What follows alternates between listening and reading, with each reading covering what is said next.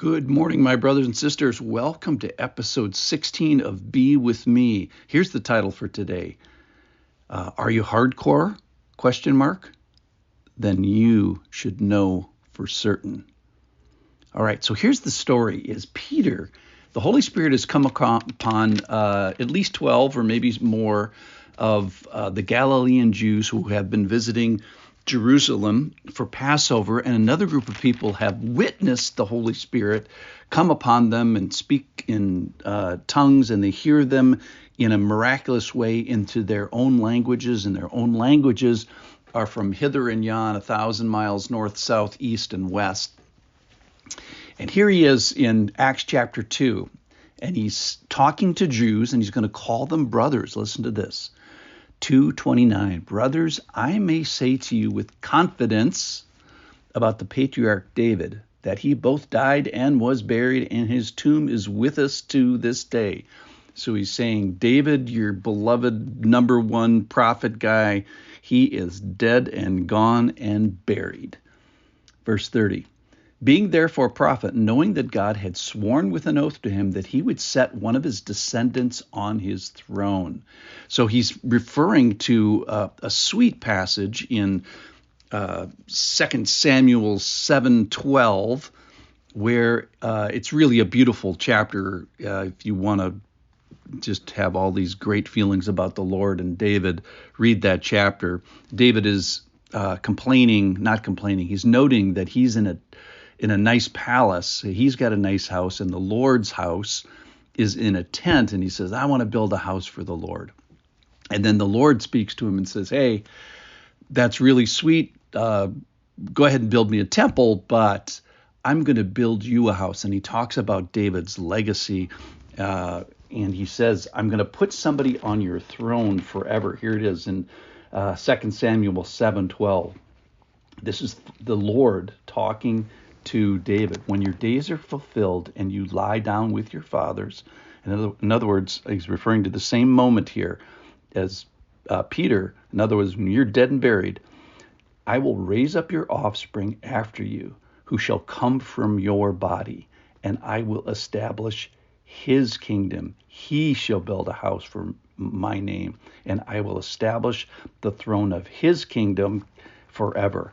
And knowing what we know now is you have to sort of capitalize his kingdom forever, because it's talking about Jesus. So how can David live forever? How can David's kingdom live forever? Well, it's through Jesus. All right. So that's verse 30. So he's going to keep making an argument for Jesus based on the Old Testament. So he's already referred to 2 Samuel chapter 7. He goes on. He foresaw and spoke about the resurrection of the Christ, he's talking about David now, that he was not abandoned to Hades, nor did his flesh see corruption. So he's referring back to a passage we read yesterday, which is in Acts chapter 2, because Peter preaches to them through Psalm 16, and it says somebody here is not going to die, someone is not going to be abandoned to death, somebody is not going to see corruption, and of course that's Jesus. Verse 32, this Jesus God raised up, and of that we are all witnesses. So remember who these guys are. They are guys in Jerusalem who probably participated in the crucifixion of Jesus. Crucify him. They probably witnessed it. And then Jesus was around for 40 days. So they live in Jerusalem, and so they've been seeing Jesus for maybe the time before his crucifixion, so maybe 40 plus days. All right, so now he's talking about Jesus, being therefore exalted at the right hand of God, and having received from the Father the promise of the Holy Spirit, he has poured out this that you yourselves are seeing and hearing. So Peter is saying, and now, not only do you get Jesus for 40 days and experience Jesus and seeing a resurrection, now you see phase 2 or whatever, that the Holy Spirit is now coming.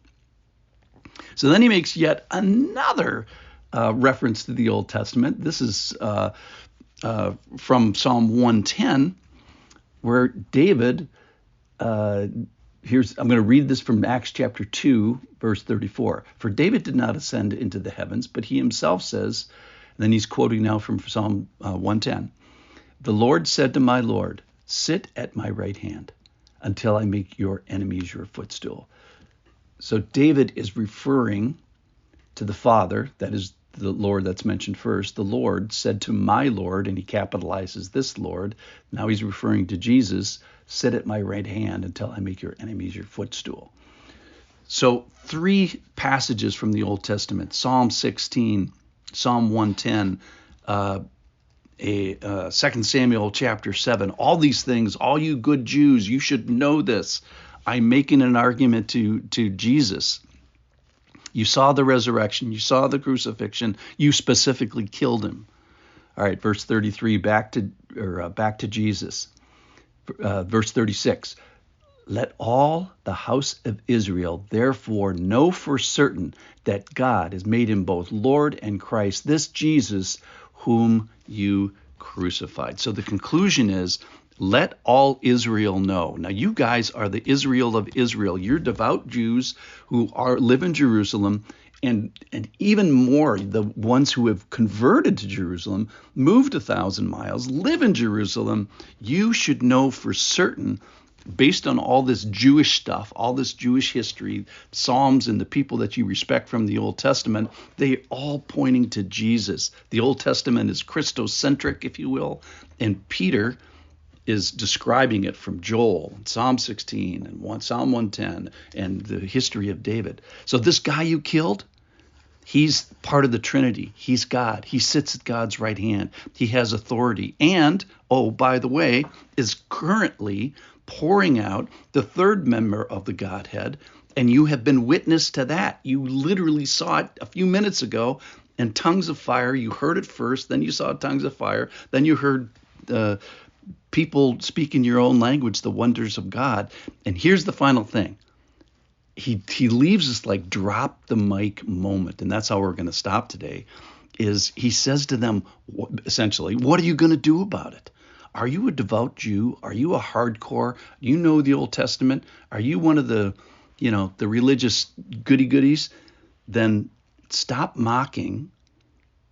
Consider this. This is all about Jesus. If you've uprooted your family and moved 1,000 miles away to come to Jerusalem and live there because you're a devout Jew, then I got news for you. Things are going to change. Jesus is here. God has made him exalted at the right hand of the Father, and now he sends his Holy Spirit. So what are you going to do about it? See you tomorrow.